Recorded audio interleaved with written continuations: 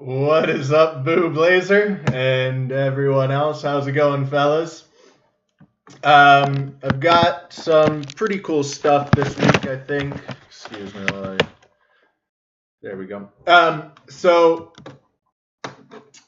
Yeah, I wanted to cover a couple of things before I get into the 3,000-year-old gears in Peru, which I think is a pretty exciting topic, especially because if you try and search for these things online, you get exactly one image and very, very little information from the mainstream or the alternate history side. There's almost nothing on this from simple searches. I had to really dig to get into this.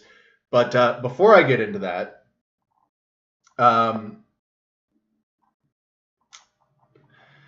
I wanted to cover a couple of things that got missed in previous episodes. So the Barabar Caves, I'm pretty sure I didn't mention that just outside of those Barabar Caves are the scoop marks that you see across the rest of the world with these megalithic constructions. And I mentioned that guy that is experimenting with natron and potentially recreating these scoop marks. He's still in the experimental phase. Hopefully he finds, hopefully he's right. Hopefully he solves a mystery for us, but time will tell. And it's just, it's interesting trying to piece together history. It's almost like there's two different histories going on simultaneously. But you see these scoop marks pretty ubiquitously across the world, except for no, they're in South America too. So yeah, pretty ubiquitously across the world.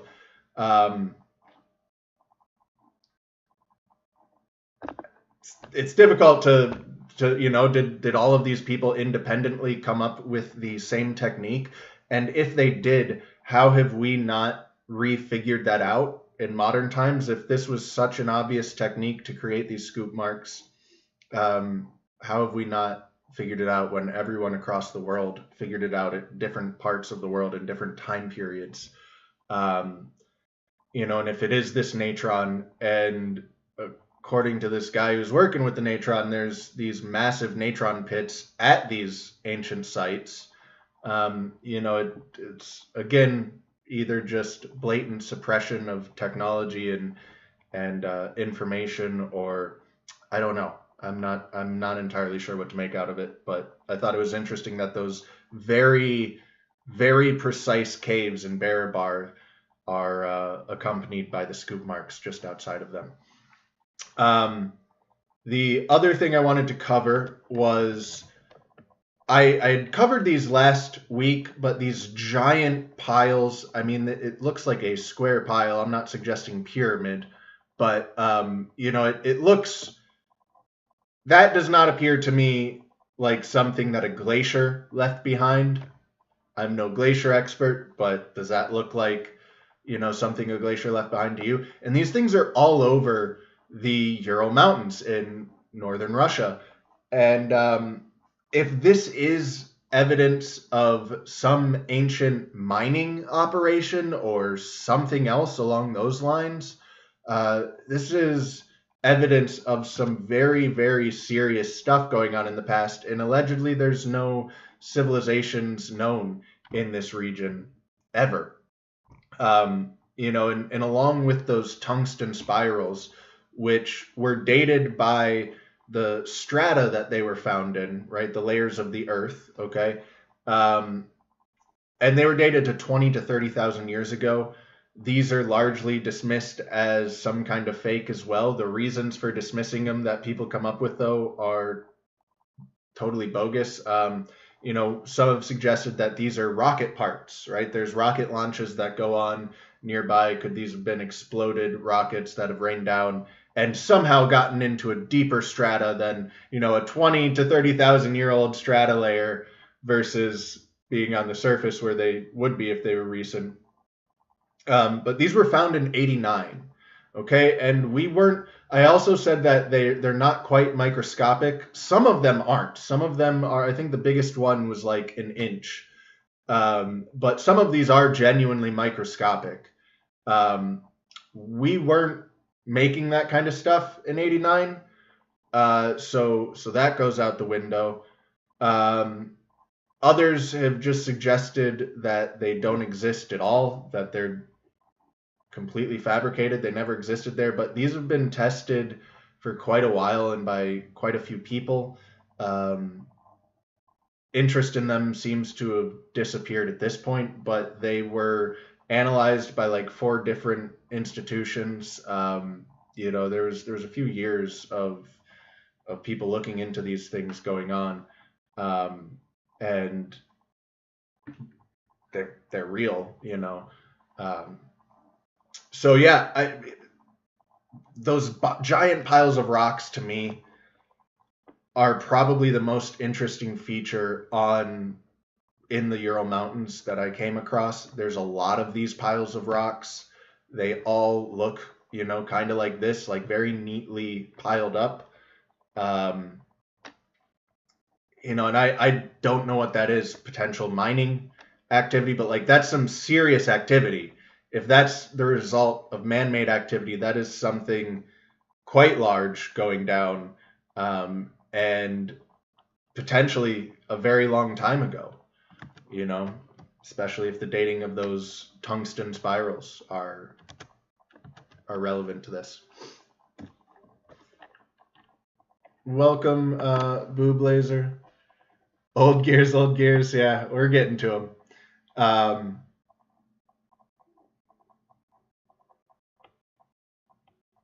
I'm sure that does exist. Although the alpha male boot camps seem to be heading in really, really gay directions. All right, so on to the gears. This is what you guys are all here for, right? I've got a whole bunch of images. Like I said, if you search for this stuff online, you get literally 1 image. Exactly 1. You will not find anything else. So these vary between roughly 3,000 years old and 1,000 years old, or even more recently. And these are all from Peru, which happens to be the same civilization that achieved the 91% trepanning survival rates versus our 73.5% today. And that 91% was the highest, right? Because this civilization in Peru existed for thousands of years. So Peru has the most ancient trepanned skulls of anywhere in the world. And throughout every time period of Peru that we have found these trepanned skulls, every single one has exceeded our modern day survival rates. The lowest average survival rate for any time period for the skulls in Peru that we've analyzed is 75%. And it goes all the way up to 91%. And our modern day survival rate for the same procedure performed for the exact same reason is 73.5%. And even to make the comparison even more extreme,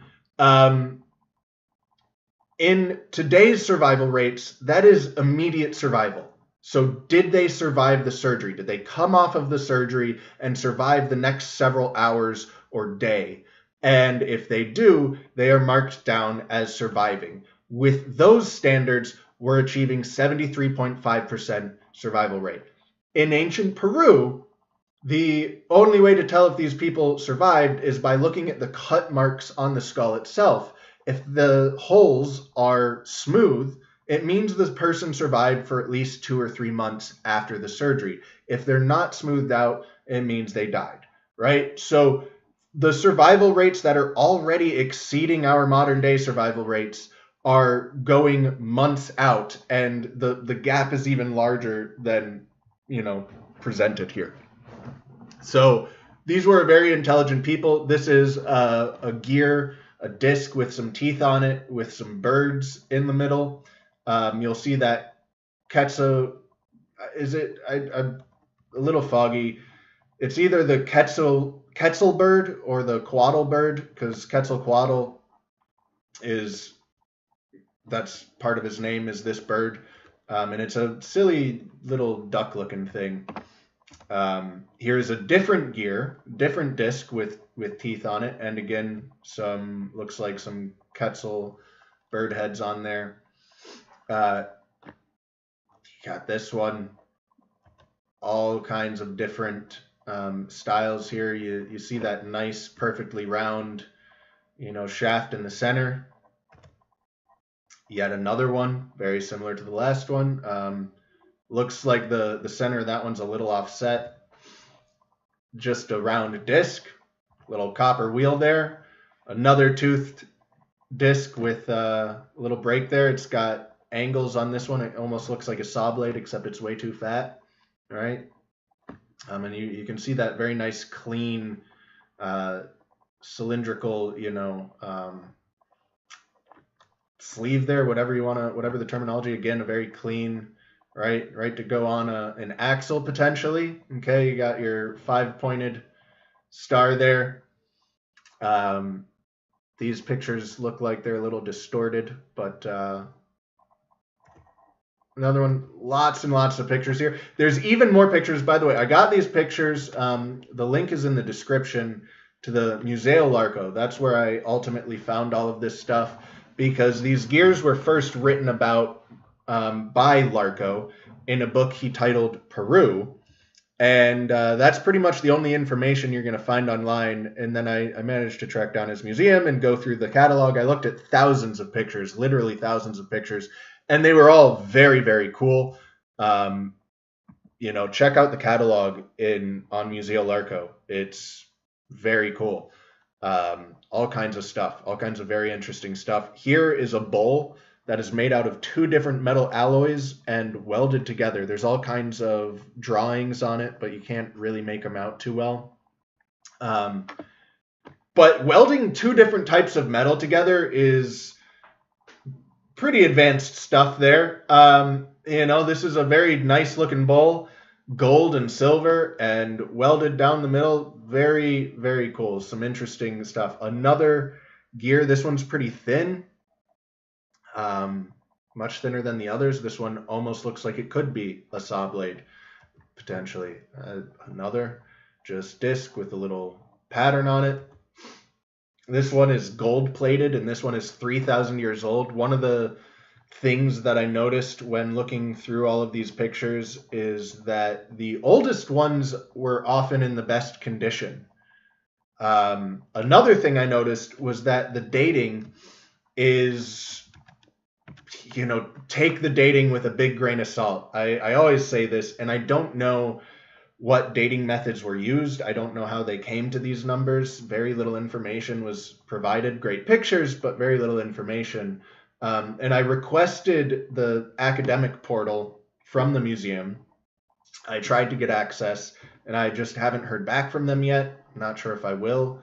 But if I can, I'd like to look more into this and find out, how these were dated and some other information. But the dates that they did have, they had 3 different date ranges from 3 different sources.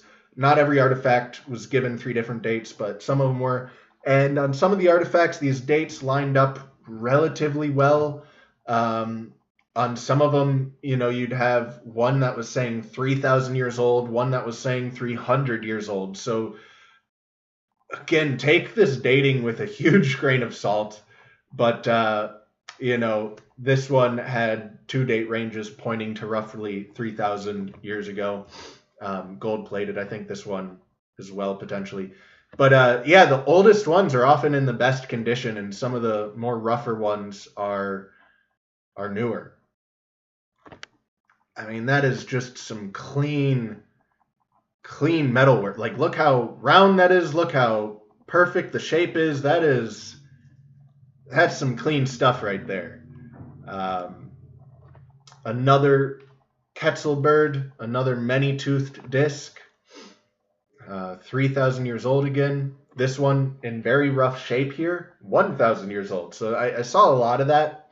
It wasn't a perfectly consistent theme, but the rougher pieces trended towards modern, and the better looking pieces trended towards older.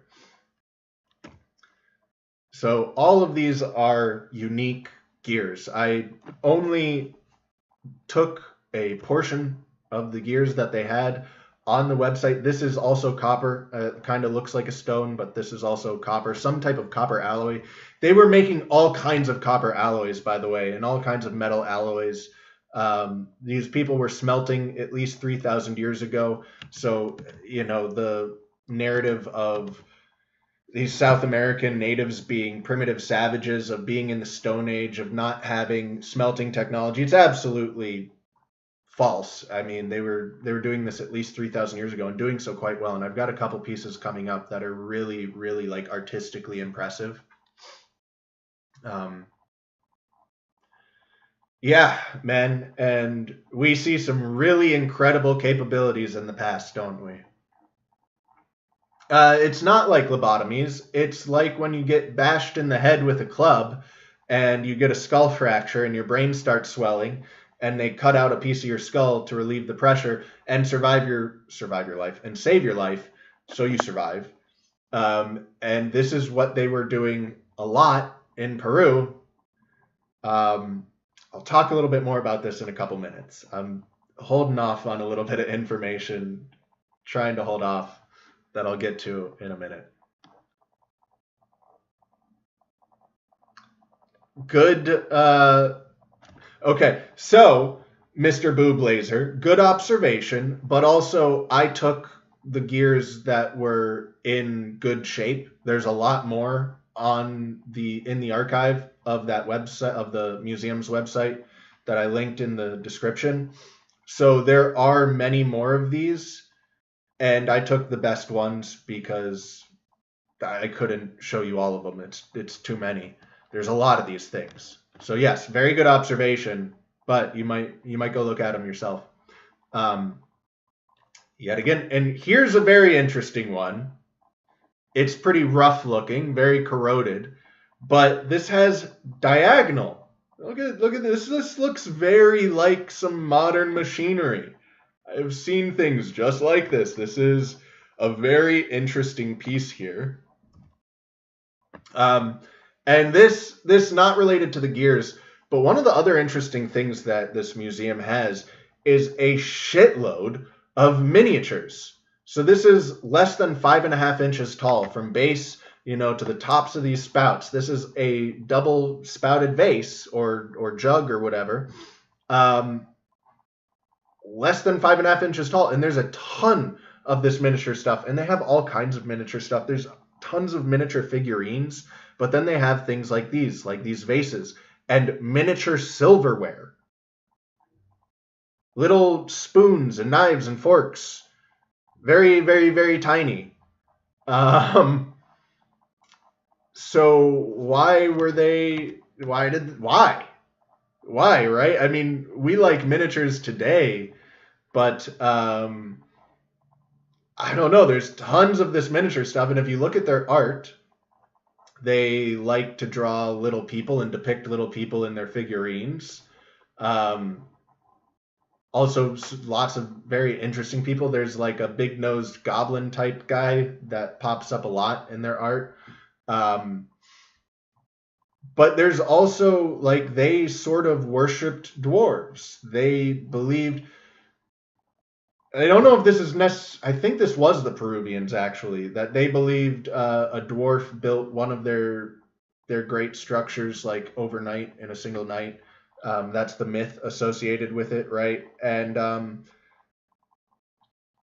I don't know. And I believe there are physical remains of pygmies in Peru, that were like 3.5 feet tall on average or something like that. I got, again, eyelashes in my eye. They're sabotaging me, man. You're supposed to protect my eyes. So yeah, I only included this, and I think this is the only miniature picture I included, but there's a ton of this. Very cool stuff to look at. This I included because look at this goofy artwork. These people were extremely talented. You've already seen some of their talent, and I'm going to show you even more impressive pieces. But this looks very childlike. And a lot of their artwork looks like this. A lot, like this was just their style. Okay, for whatever reason, they obviously were capable of making, I don't want to say better art, but better art, stuff that doesn't look like a kid drew it. But this is what they chose to make. That's the Quetzal bird, or the silly goose, the silly duck. I'm not entirely sure what this thing is, but I brought it up because one of the reasons that the Michigan relics, the Burroughs Cave relics, or the Burroughs Cave artifacts, and the Brewers Cave are dismissed is because a lot of the art is, well, kind of like this, right? But this is coming from a civilization where I haven't even shown you the most impressive pieces yet. You'll see they're very, very talented artists. They could have drawn whatever they wanted, and they chose to draw this. So, dismissing those artifacts because they have an art style that's somewhat childish, I don't think is a valid reason whatsoever, because these are absolutely acknowledged artifacts. And I mean, that looks like a kid's drawing. You can't tell me that doesn't look like a kid's drawing right there. This is an earring. These guys had so much bling. These guys had so much style. This is less than 2 inches. So all of this detail in this, silver alloy here, very, very impressive stuff, right? Compare that to this, right? This is a 3D, sculpture with very fine little details. And then you got this silly duck. So, here is, I think this is, 2,000 years old. This is described as a mace head. You can see there's some interlocking rings at the bottom. There's these monkeys. They say this is they're making a drink here. I forget the name of the drink, but they're making a specific thing here, these monkeys, which, the Mayans and the Aztecs had previous ages. The age before this one was, I believe, a golden age, and the age before that one, I believe, was the age of monkeys. I might have that slightly off, but, I don't know, is that related to these ages? Here's another, similar to, this one right back here with the slanted grooves on it. You got another one here. Again, looks like some modern pieces of machinery that I've seen. Really interesting stuff here. This is just some more of their bling. A couple birds hanging off here, dangling from some loops, right? Yet another one, very clean, axle hole there. This one again is cantered. It's got a little bit of an angle to it's wider at the bottom than the top.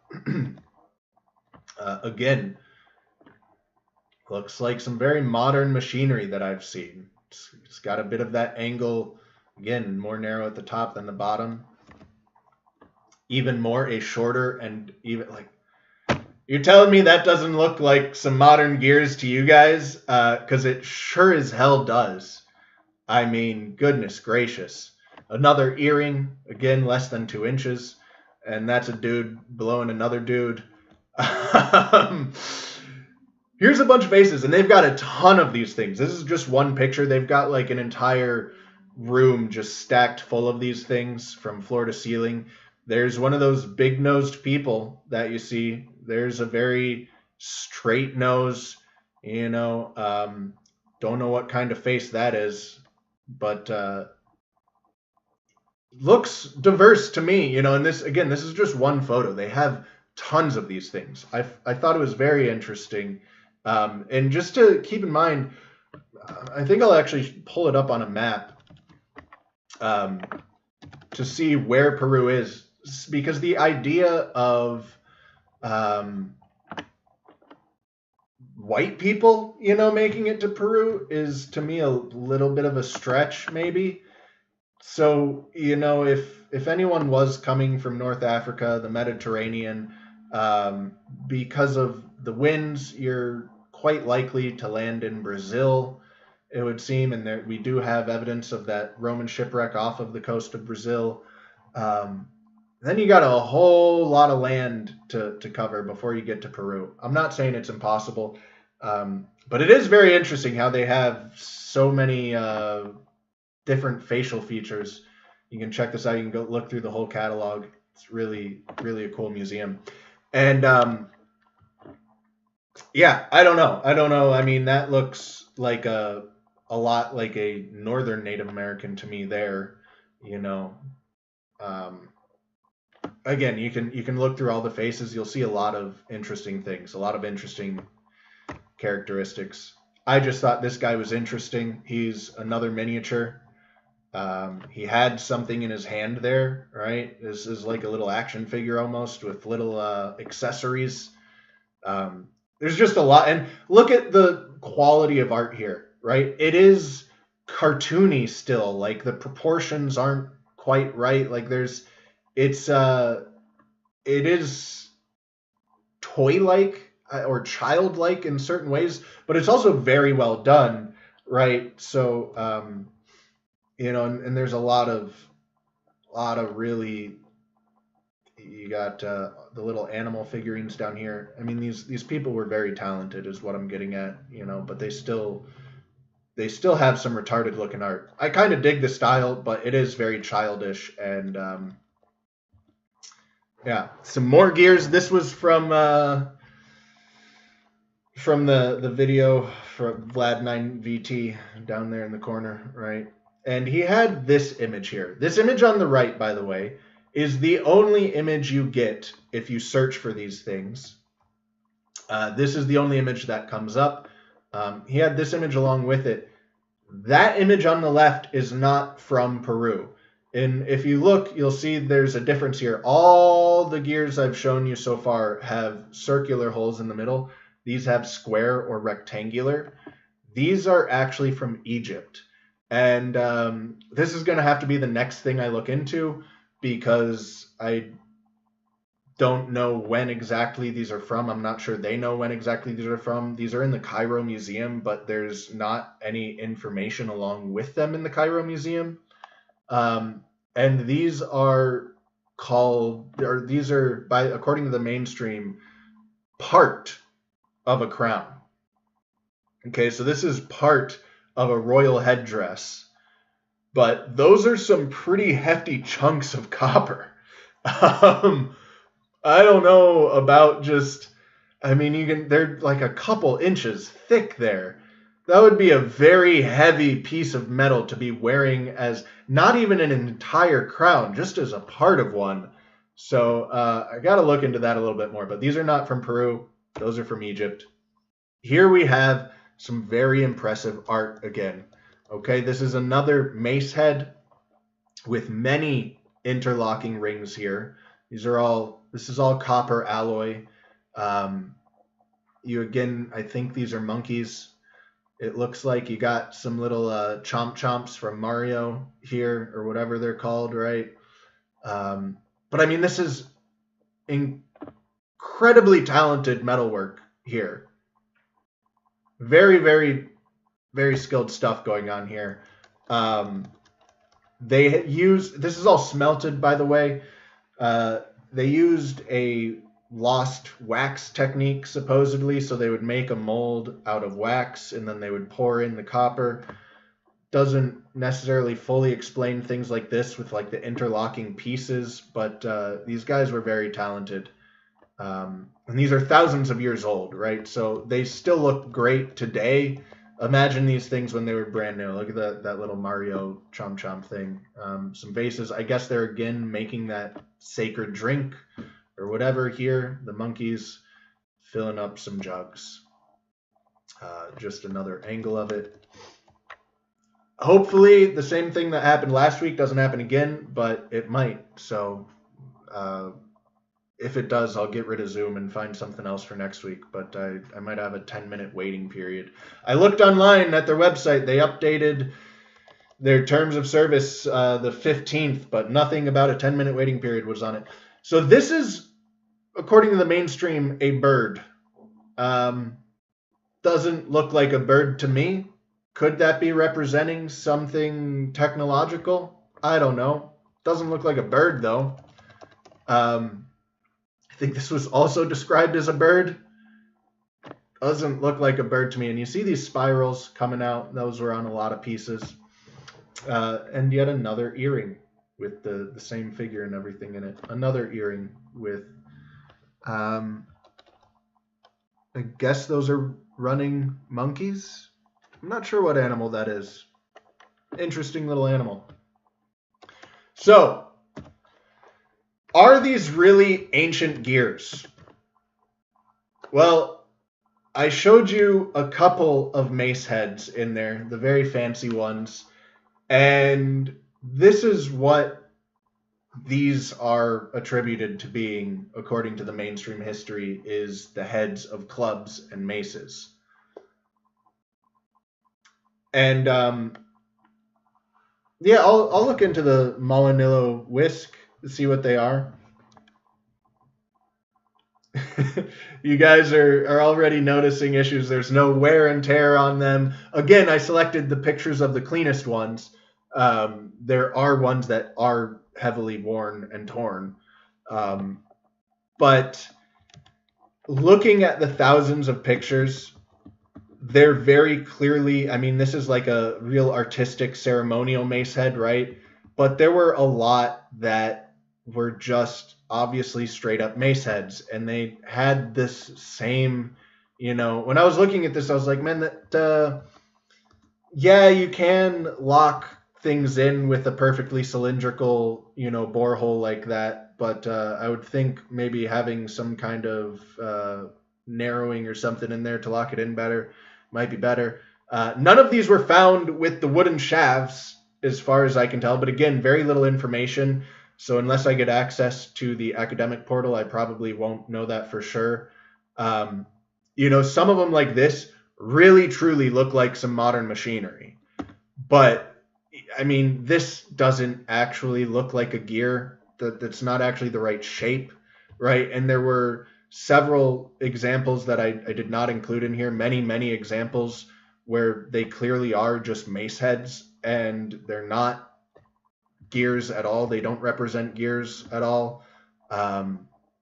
These are, you know, decorative ones. These are fancy ones, but even some of the fancy ones have some evidence of bashing people over the head with them, like a gold-plated one here and the gold-plated one here, right? Again, this is not at all in the shape of a gear.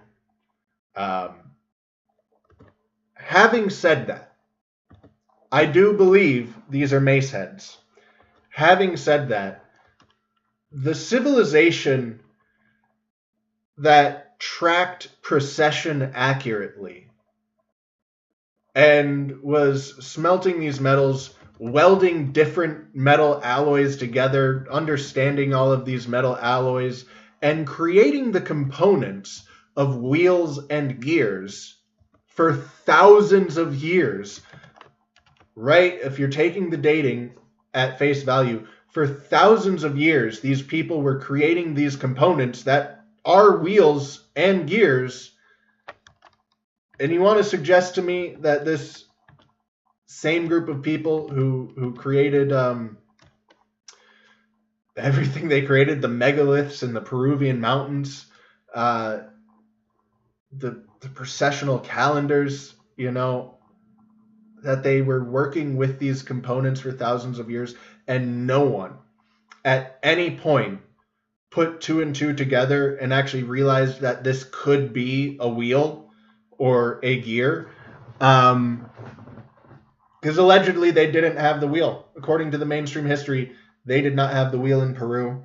And it makes sense that you don't see a lot of the wheel, because it's mountains and it's forests and it's not terrain that's really great for wheeled vehicles. But the idea that they have these components for thousands of years, I mean, this is all you need to do is stick these things on an axle and you got a wheel. I mean, they had... It's a little difficult for me to believe And we see the lengths and the extents to which they cover up history. You know, I don't know. It's a tough one for me to believe that they never put two and two together, and these were only ever exclusively applied as club heads. I do believe these were club heads, right? But it just, I can't imagine a group of people intelligent enough to do everything that they did to make the exact components you need and just never assemble them.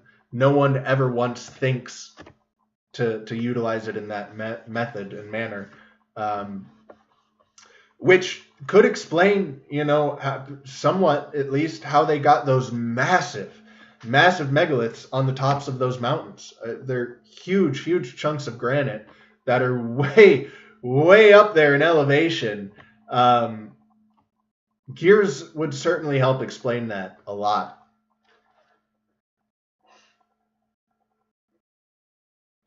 Okay. Yeah, and I'm sure they were using things like this for things like that. Not necessarily these exact ones, maybe some of them. Yeah, and again, it's just like, for over 2,000 years, this civilization had these things. And the idea that they were only ever exclusively used to bash people's heads in is ridiculous to me.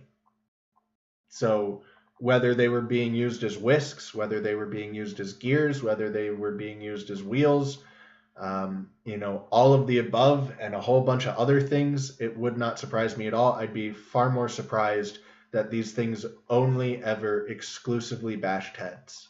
That doesn't make sense to me. One of the other things, so when I was looking through this museum, absolutely fantastic stuff. So much stuff on here. I encourage you guys to check it out. I linked a very small portion. Let's just put in that. Let's see what we find. I might have to translate to, I need, what's miniature in Spanish? What is miniature in Spanish? Miniatura. So let me look here. I just want to show you,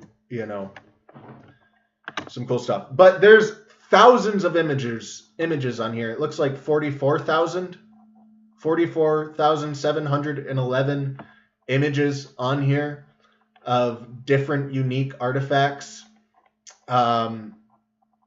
And it was incredible looking at all of this stuff. I really enjoyed it.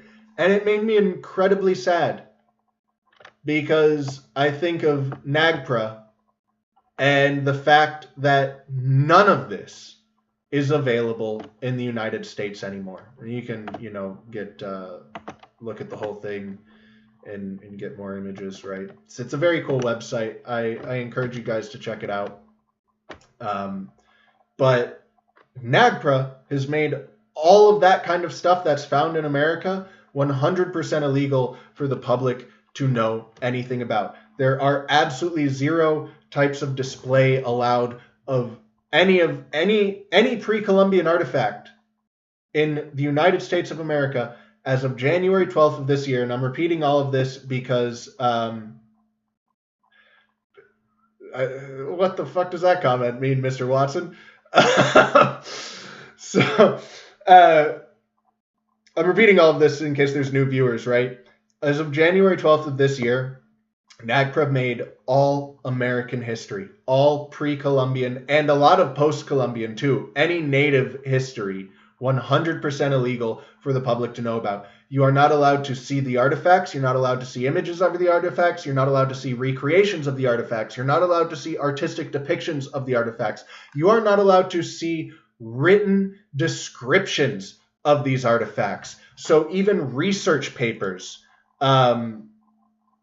looks like maybe it was just a glitch last week. Is this going to let me relaunch? No. Okay, so I'm going to have to find a new solution. to Zoom. I'll figure that out. That sucks. But written descriptions are illegal to display to the public. So research papers, books, magazines, all of it had to be removed per federal law. None of this. We just banned an entire category of books and made them illegal, and not a single goddamn person is aware of this. No one is talking about this. But yeah, it's seeing all of this incredible stuff from Peru and knowing that last year we had the same kind of thing. You could go to museum websites and look at all of this incredible stuff in North America. It's all gone now. It's all gone. It's all illegal. You can't see any of it anymore. It's all hidden. And that is really, really saddening. That's really saddening. There was so much cool stuff on this website in this museum, and this is a single museum. This is a single museum, and it had so much cool stuff. And it really does make me sad to think about what's been lost, in the Americas with the new NAGPRA law. So really, really sad stuff, because there's a lot of very interesting stuff in the United States as well. There's a lot of copper artifacts in the United States. By the way, Peru, you saw it on the map there. You didn't really see the North America part, but very, very, very far away from Michigan. And from what I could tell, the copper definitely does not come from Michigan. It was a question I, was curious about. No, they have their own copper mines. They mined their copper locally in Peru and smelted it. And we're very good at making various alloys and really seem to understand this stuff quite well. But I am going to talk about the Michigan copper here, depending on time, if we get to it this week. It might be next week. Okay. Let me get caught up here real quick on chat. Yeah, I should have. You can go on to the museum website and they have dimensions. I should have written down the dimensions. Yes, they're bigger than a lighter. If you're talking about the mace heads, right? Some of them are, decently large, not huge by any means, but several inches. Yes, that is what trepanning is. And the hole can be, a small drilled hole potentially, or it can be a larger cut hole where you're taking out a whole chunk, but it's all trepanning.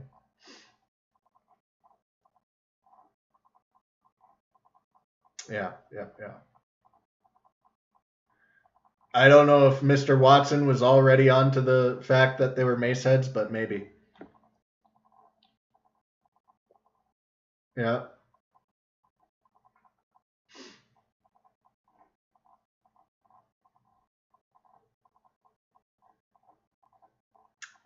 Yeah, again, there's some interesting stuff with dwarves in Peru, and then all the miniatures are rather interesting. Um, there was a pygmy race that existed, and they worshipped dwarves to some extent, or at least a dwarf to some extent. Um, yeah, it definitely does have some of that vibe though.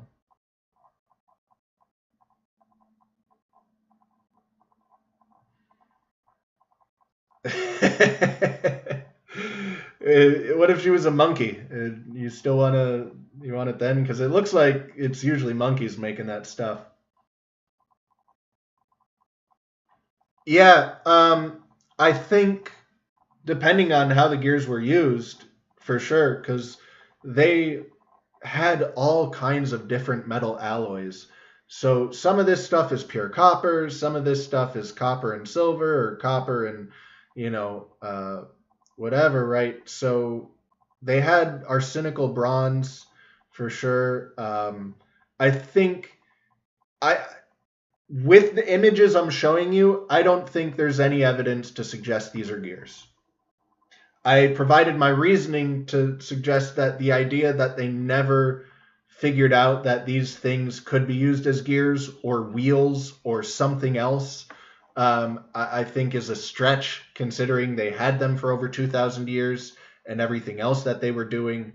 But theoretically, yes, I believe they could have made metal that, you know, would hold up for gears. And again, it depends what you're using them for.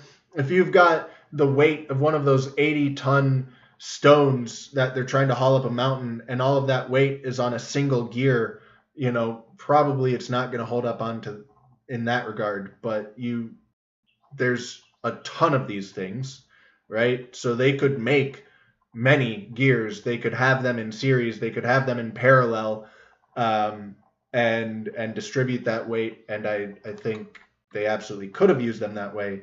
Again, there's no direct evidence for that in the images I'm showing, but having that for 2,000 years and exclusively using it to bash heads, while you're also advanced enough to have 91% survival rates for, you know, it's just none of that really adds up to me. I don't know about you guys, but none of that really adds up to me. Most of those are copper, and yes, copper is soft. And they're not pure copper. They're often alloys, but not necessarily bronze alloys. So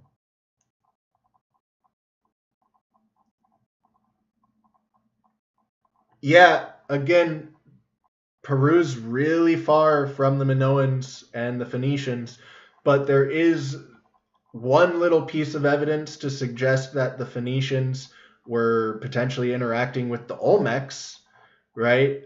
There's a Phoenician-looking man carved on the back of a Olmec head with an undeciphered glyph underneath it.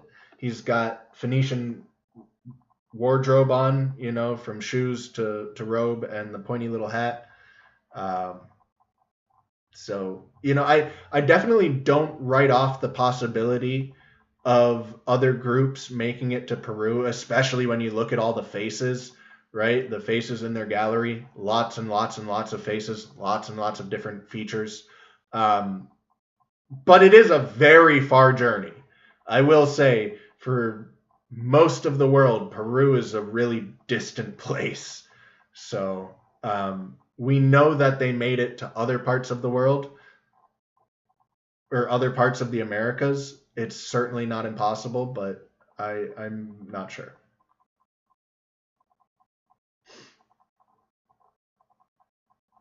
Where'd that? Here we go. All right.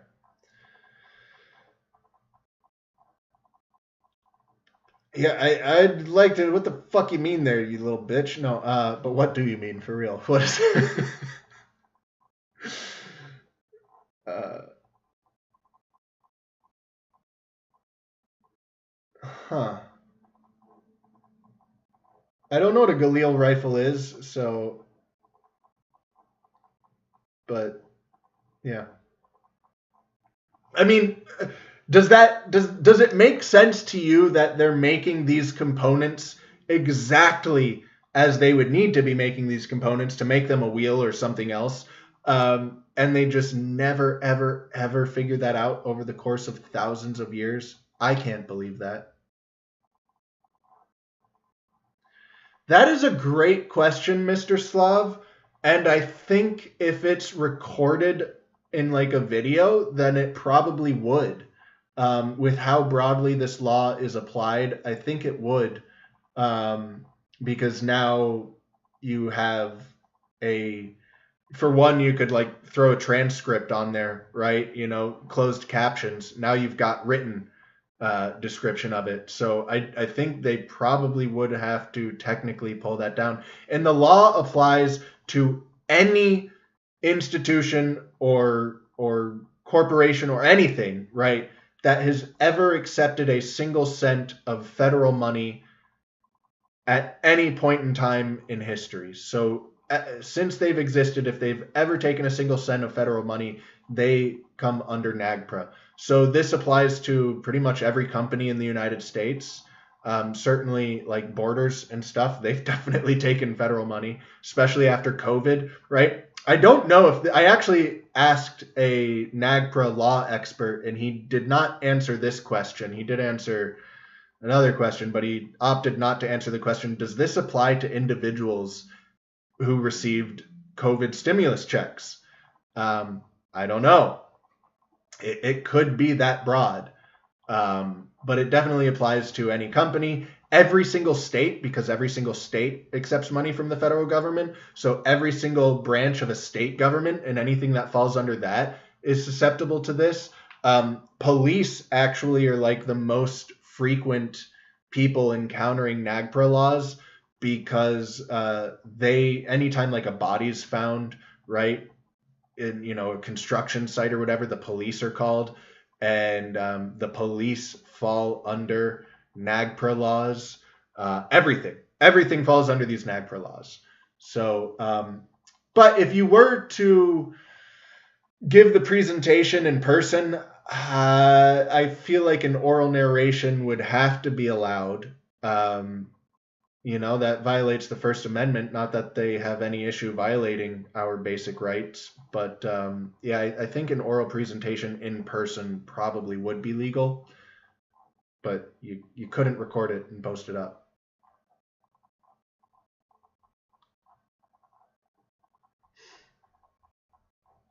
All right, let me see if this will relaunch. If anyone wants to call in, please feel free to call in. Oh, no. Shit. This better not make me wait another 10 minutes. Let's see. If I join with my computer audio, it messes. I clicked the wrong thing there, so it'll mess up the audio. Really, there will be a horrible echo. Good. Let me relaunch. Close that. Invite myself back to the meeting. If anyone wants to call in, feel free. Jack Spratt, I think, was in the chat the very end of the show last week, saying he had some Russian friends that he talked to about megaliths.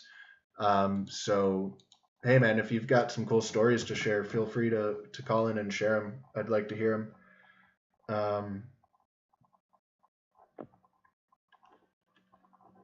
Okay.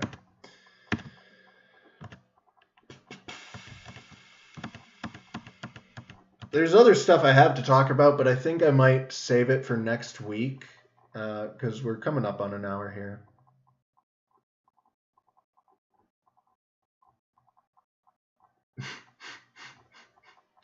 Oh, that's why I'm like, man, this chat is not making sense. That's why I forgot to switch it to live chat. So, all right. Well, did you guys say anything interesting?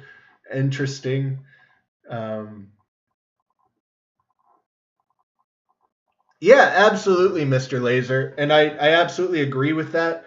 But the point that I'm trying to make, and that I've been making for months now about the Americas, is that these people were far more advanced than they're largely given credit for, just universally, right? So they until very recently, they wouldn't even acknowledge that trepanation was being done for the same reason that we do it today, for emergency surgery purposes.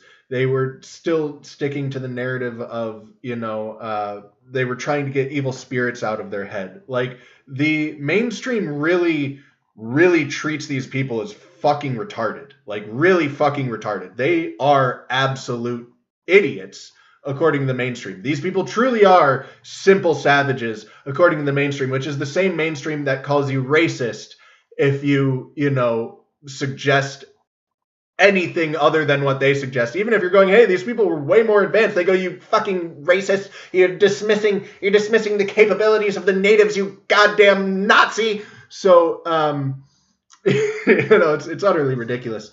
But I think across the board, these people were far more intelligent and advanced than given credit for. They mapped procession, which I've talked about just how ridiculously difficult that is before. They had these survival rates with trepanning. They were smelting many different alloys for thousands of years. They were making crazy impressive art, building crazy impressive megalithic structures that are still baffling us today. Yeah, these and this is Peru I'm talking about now, but you find this in Mexico, you find this in North America, you find this across the Americas, everywhere.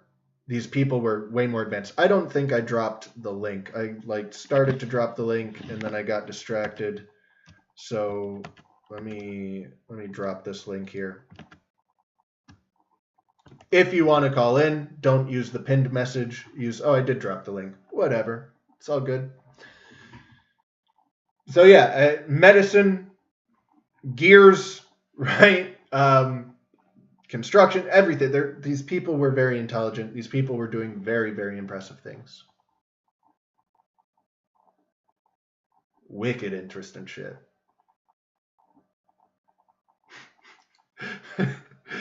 Are you saying a founder of this channel? You're definitely noticed here, though. You guys are all noticed. I don't know. All right. So next week, I'm going to be covering some of this, which was even in last week's video. Feel free to read those, pause the video, check them out if you want. I'm going to be covering that. I'm going to be covering the Minoans again. The Minoans and the Lake Michigan copper connection again. Here are some of those big-nosed little goblin guys that you see quite a bit in their art. Big old noses there, big old hook noses. Interesting hats as well. Those... What does this remind you of, fellas? A big old hooked nose, a funny little hat, kind of a little goblin gremlin body. I can't think of anywhere I've seen something like that before. Certainly doesn't represent any group of people. I honestly don't know if that is potentially representing Jews or not, but they do have a lot of interesting art, and like the faces, which are pretty damn realistic. Where'd those faces go? A ton of these face bases, right? And a lot of the figurines too. You can check out the figurines. You can check out these things, these face jugs, which are really, really impressively made. And just look at all the different features. It's interesting stuff. I thought it was very interesting stuff. I again, highly recommend checking out this museum. You will have to write in Spanish to use the search engine, but it's cool stuff.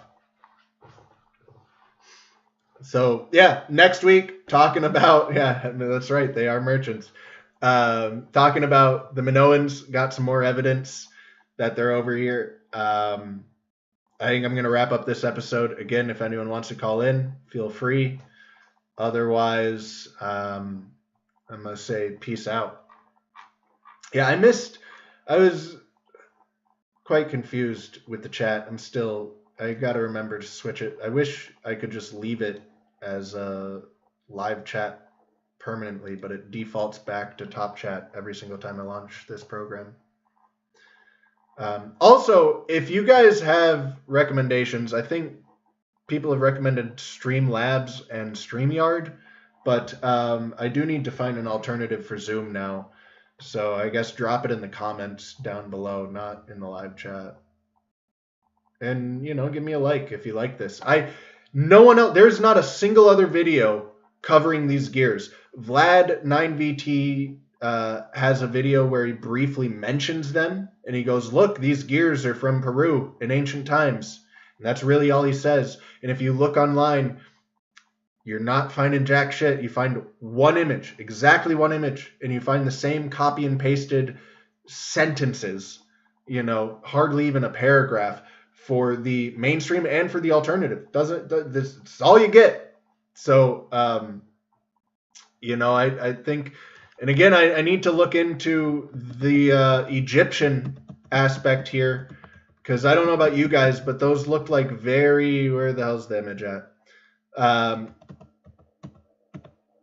the hell is the image at? There it is.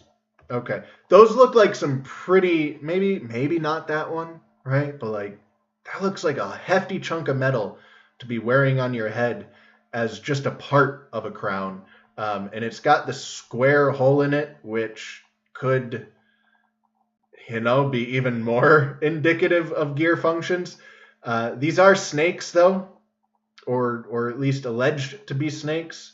You can't really tell from this picture. There are some more images of these things out there, and they kind of look like snakes. They also kind of look like gears, man, and they look really heavy to be sitting on someone's head. So I don't know. I'll try and look into that a little bit, and I will come at you next week with some more North American discussion. I ran into some Mormons the other day, got invited to their church, snagged a Mormon Bible, and talked very briefly with them about some Mormon history. But I'm going to maybe see if I can get a Mormon on the show to talk about their history, because it lines up with what I see happening in the Americas pretty damn well. They think that ancient Hebrews came to the Americas in the past, and they very obviously did. Hanukkah Mound, Bat Creek Stone, Newark Holy Stones, etc., etc., etc.